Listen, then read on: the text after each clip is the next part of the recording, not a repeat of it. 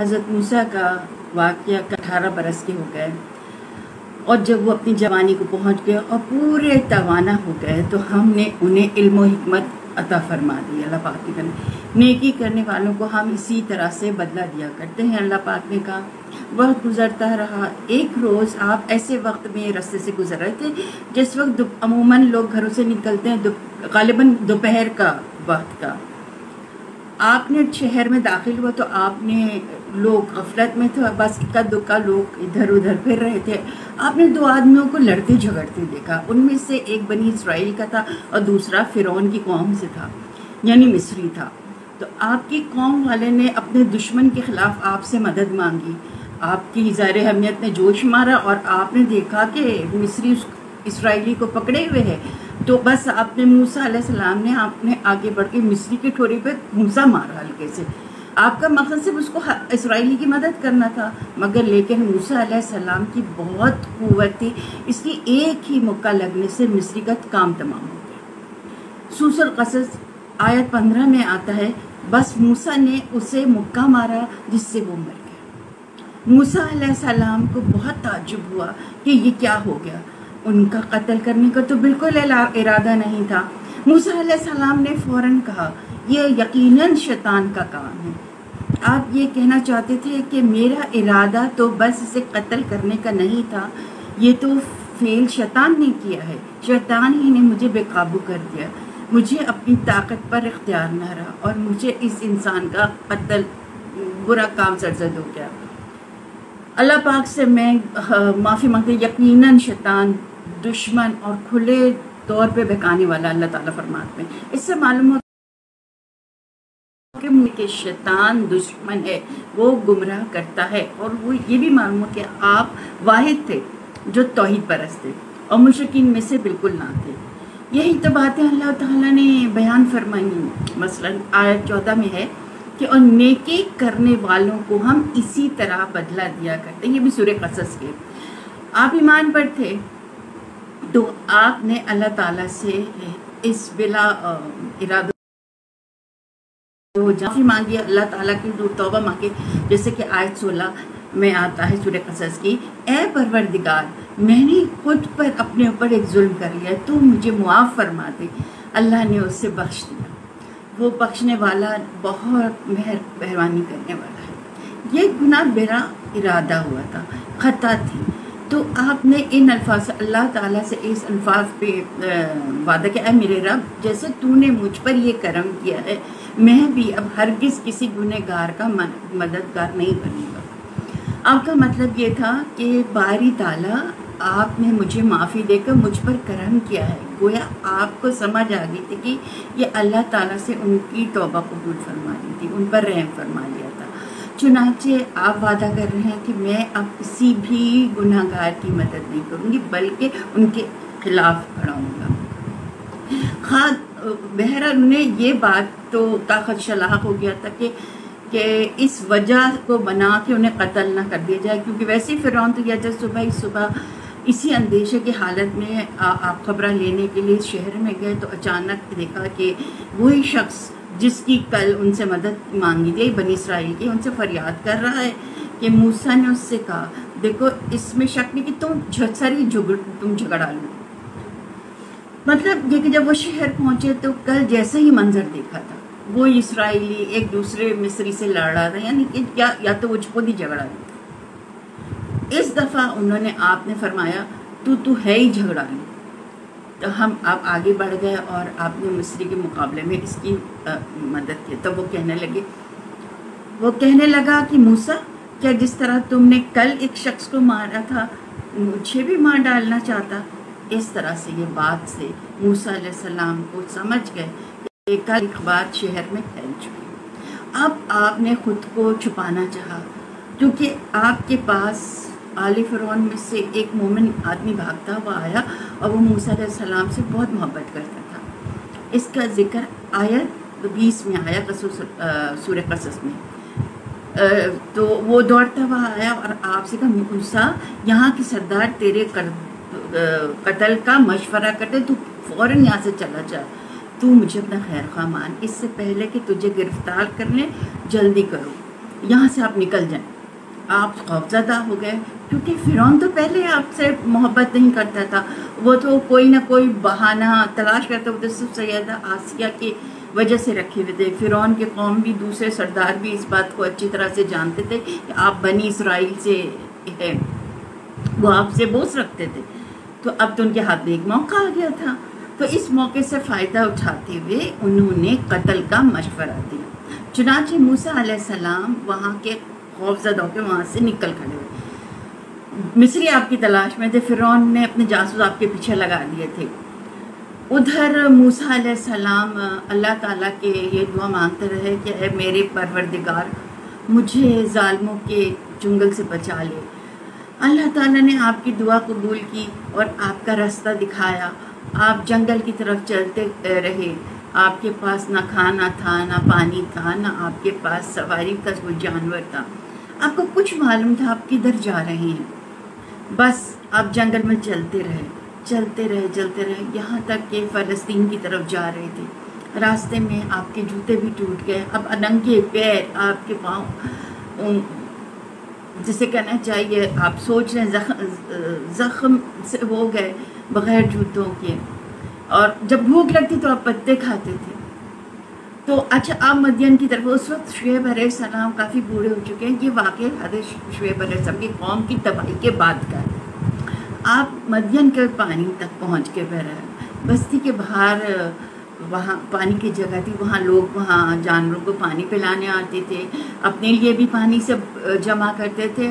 موسیٰ علیہ السلام نے دیکھا کہ لوگ آ جا رہے ہیں اور کسی کے پاس بکری ہے، کسی کے پاس اونٹ ہے، انہوں نے حوض بنا رکھے ہیں، کنویں سے پانی نکالتے ہیں، ان حوضوں میں بھر لیتے ہیں، کچھ جانوروں کے لیے اور کچھ اپنے خود کے انسانوں کے لیے الگ۔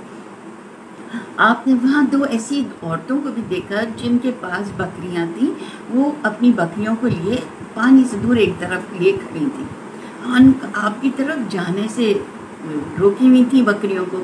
ایٹ 23 میں ہے کہ مدین کے پانی پر جب آپ پہنچے تو دیکھا کہ لوگوں کی ایک وہاں پانی پلا رہی ہے اور دو عورتیں الگ کھڑی ہوئی اپنے جانوروں کو روکتی ہوئی نظر آئی۔ موسیٰ علیہ السلام نے یہ دیکھ کر حیرت ہوئی کہ سب لوگ تو اپنے جانوروں کو پانی پلا رہے ہیں، تو یہ دو خواتین کیوں ایسے کھڑی ہیں، کیا معاملہ ہے؟ تو آپ نے پوچھا تمہارا کیا حال ہے، تو یعنی کہ تم کیوں اپنی بکریوں کو پانی نہیں پلا رہی ہو؟ کہ وہ بولی کہ جب تک یہ چرواہے واپس نہ لوٹ جائیں ہم پانی نہیں پلا سکتے، اور ہمارے والد بہت بزرگ ہیں، مطلب یہ کہ اتنی بھیڑ میں ہم کیسے داخل ہوں۔ یہ سن کر موسیٰ علیہ السلام آگے بڑھے، پیچھے ہٹایا اور پانی نکال کر ان کی بکریوں کو پلایا۔ پھر ایک درخت کے نیچے سائے تلے آپ آرام کرنے لگے اور دعا کریں گے، پروردگار تو میری طرف بھلائی کرے، میں اس کا محتاج ہوں۔ سید ہے کہ سیدنا موسیٰ علیہ السلام ننگے پاؤں مدین پہنچے تھے، تو پیروں تھی، پیٹ کی بھوک کی شدت سے بالکل کمر سے لگ گیا تھا۔ درختوں کے پتے کھاتے منہ میں سے ایک اسمیل آنے لگی تھی، پتوں کی بو آنے لگی تھی، لہٰذا اس وقت وہ سخت حاجت مند تھی، بھوک شدید تھی، ان کی اذیت بھی بہت زیادہ پہنچی ہوئی تھی، لیکن وہ کسی سوال نہیں کرنا چاہتے تھے، خوددار تھے۔ ان عورتوں نے ایک نے ان کی یہ دعا اللہ سے کرتے ہوئے سن لی، دونوں اپنے والد شعیب علیہ السلام کے پاس گئیں اور ان سے موسیٰ علیہ السلام کے بارے میں بتایا، یہ بھی بتایا کہ وہ شخص محتاج ہے مگر خوددار بھی بہت۔ اتنے میں ان دونوں عورتوں میں سے ایک نے شرم و حیا سے آئی، میرے والد آپ کو بلا رہے ہیں، آپ نے ہمارے جانوروں کو پانی پلایا ہے، اس لیے اس کی اجرت دینا چاہتے ہیں وہ۔ موسیٰ علیہ السلام کے پاس خوددار ہونے کے باوجود اس وقت شدید حاجت مند بھی تھے، چنانچہ موقع کی مناسبت آپ چل پڑے۔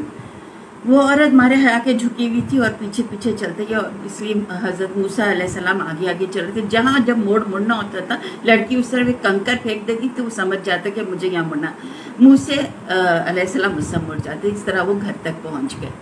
موسیٰ علیہ السلام کی ملاقات شعیب علیہ السلام سے ہوئی اور انہوں نے اپنے بارے میں بتایا۔ انہوں نے لڑکیوں نے ایک نے کہا ابا جان آپ انہیں مزدوری پہ رکھ لیجئے، کیونکہ جن کو آپ اجرت پہ رکھیں ان میں سے سب سے بہتر وہ ہے جو مضبوط اور ایماندار ہو۔ پھر شعیب علیہ السلام نے اپنی ایک بیٹی کا نکاح کرنا چاہا۔ انہوں نے کہا کہ میں اپنی دونوں میں سے کسی ایک کا آپ کے نکاح میں دینا چاہتا ہوں، اور اس پر کہ آپ 8 سال تک میرے پاس کام کاج کریں، اور ساتھ ہی ہاں اگر آپ مزید 10 سال پورے کر لیں تو یہ آپ کی طرف سے بطور احسان ہو۔ حضرت موسیٰ علیہ السلام نے جو جواب دیا وہ آیت 28 میں یوں موجود ہے۔ موسیٰ نے کہا خیر تو یہ بات میرے آپ کے درمیان پکی ہو گئی ہے کہ میں ان دونوں مدتوں میں سے جو بھی پورا کرنا چاہوں وہ کوئی زیادتی نہ ہوگی۔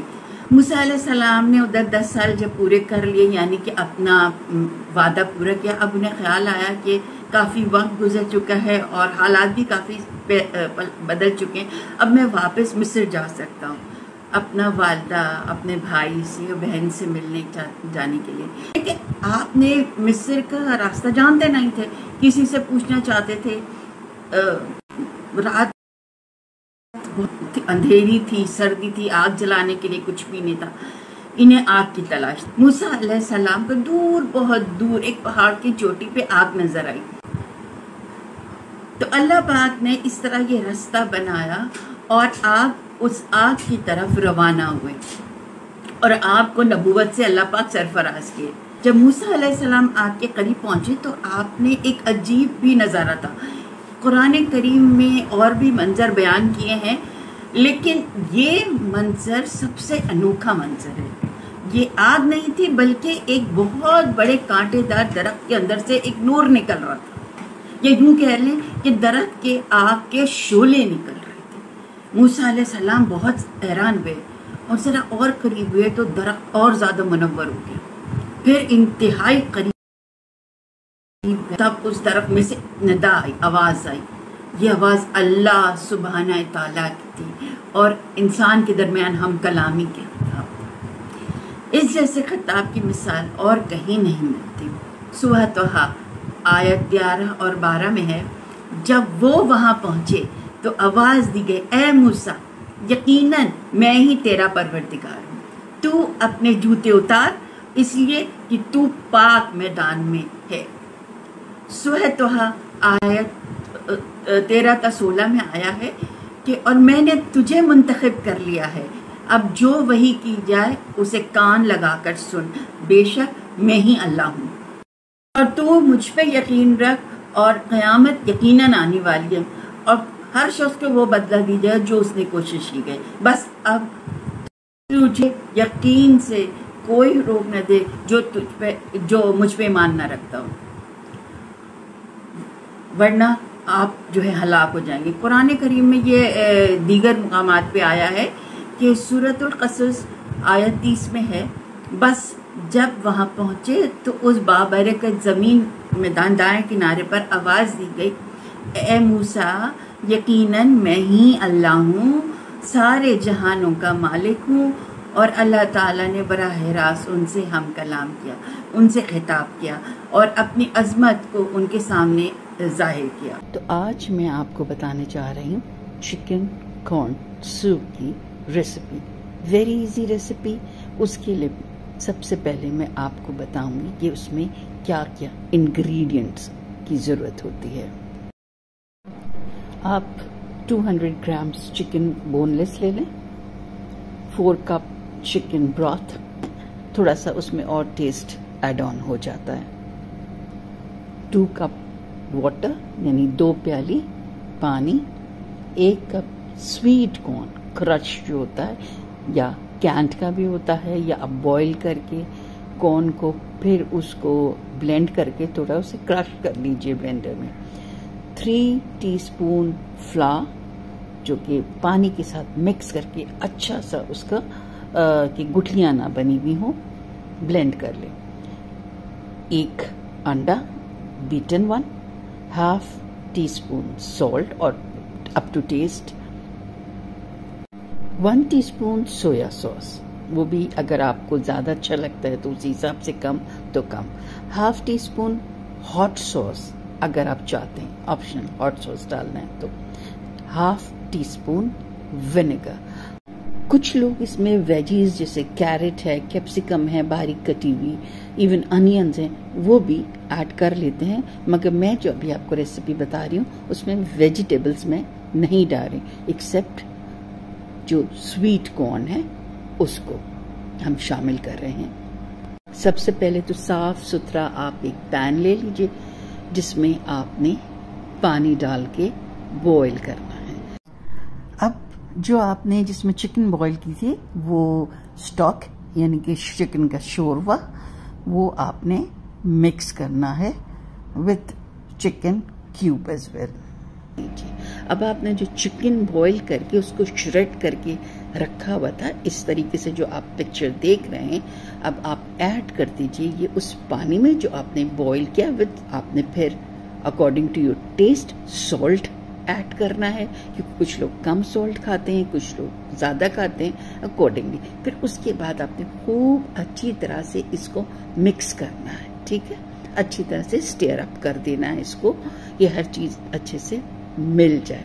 फिर आपने ये जो कॉर्न है इसको क्रश करना है, या तो आप कैन ले सकते हैं जैसे मैंने पहले बताया है, या आप बॉइल्ड करके कॉर्न को वो भी ब्लेंड करके यूज कर सकते हैं। फिर आप इसको इसमें ऐड करने के बाद 5 मिनट तकरीबन इसको आप बॉईल करें कि थोड़ा सा जो कॉर्न है, क्योंकि वैसे तो उबला हुआ है मगर इसमें मिक्स होकर थोड़ा उसका टेस्ट आ जाएगा।